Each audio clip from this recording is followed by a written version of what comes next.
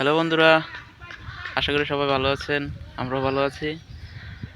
আজকে আমাদের duty of, তো সেই সুবাদে আজকে সবাই মিলে ঘুরতে আসা। আমরা বসে আছি একটা মাঠের পাশে। মাঠের চারপাশে কয়েকটা স্কুল আছে। এখানে আসলে ভিডিও করার মূল উদ্দেশ্য হচ্ছে মানুষ বিদেশে সেটেল হতে চায় কেন, বিদেশের পরিবেশ আর বাংলাদেশের পরিবেশের মধ্যে আসলে পার্থক্যটা কি।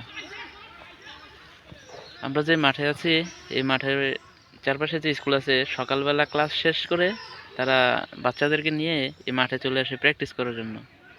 এখানে খেলাধুলার অনেক সরঞ্জাম আছে, তারপর ফিজিক্যাল এক্সারসাইজ করে। আর চারপাশে যে বাড়িগুলো আছে, মাঠের চারপাশে বাড়ি আছে, বন আছে, পাহাড় আছে, সমুদ্র আছে, সব কিছু মিলিয়ে বাড়িগুলো যেভাবে তৈরি করা, মানে একটা বাড়িতে কি হবে না হবে পাশের বাড়ি শুনতে পাবে না, এতটা স্পেস নিয়ে তৈরি করে। আর দ্বিতীয়ত হচ্ছে কারোর জায়গা জমি নিয়ে কোনো বাকবিতণ্ডা নাই, কোনো বিরোধ নাই। রাস্তাঘাটে চলাফেরার ক্ষেত্রে এতটা সিকিউর, মনেই হবে না যেন মানে আমি কোনো লাইফ রিস্কে আছি। আমার সাথে আছে সাইদ ভাই, আমরা রুমমেট। ভাই কিছু বলেন। আসলে বিদেশে সেটেল হওয়ার ক্ষেত্রে এর থেকে বেশি কিছু কি দরকার আছে?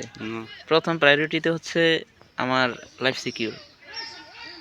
এখানে আমি যদি থাকি তাহলে আমার সকল দায়িত্ব নেবে গভর্নমেন্ট।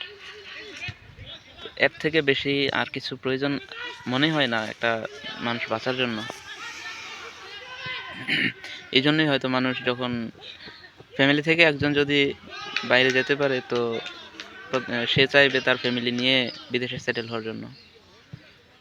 কাজ করবে কিনা কি বলেন? যদি এই ধরনের পরিবেশ একটা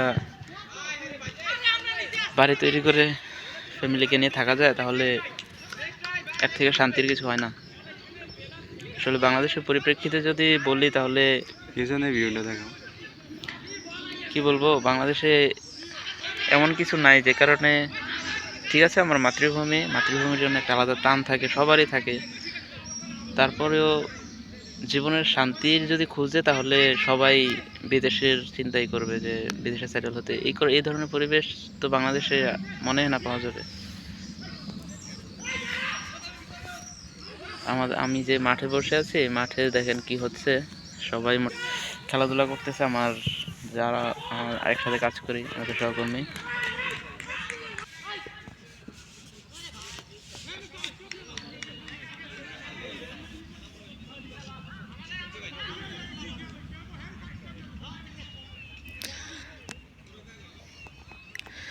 দেখেন সকাল থেকে শুরু করে তারা এই মাঠের মধ্যে এসে প্র্যাকটিস করে। তারপর এখানে রান করার জন্য বিশাল বড় স্পেস।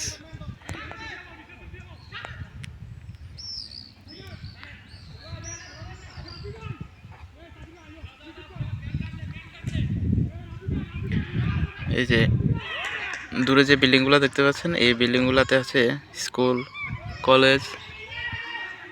সকাল থেকে তাদের প্র্যাকটিস শুরু হয়। ইনফ্যাক্ট ক্লাস করতে হয় আগে, ক্লাস শেষ করে তারা চলে আসে এখানে খেলাধুলা করার জন্য, প্র্যাকটিস করার জন্য।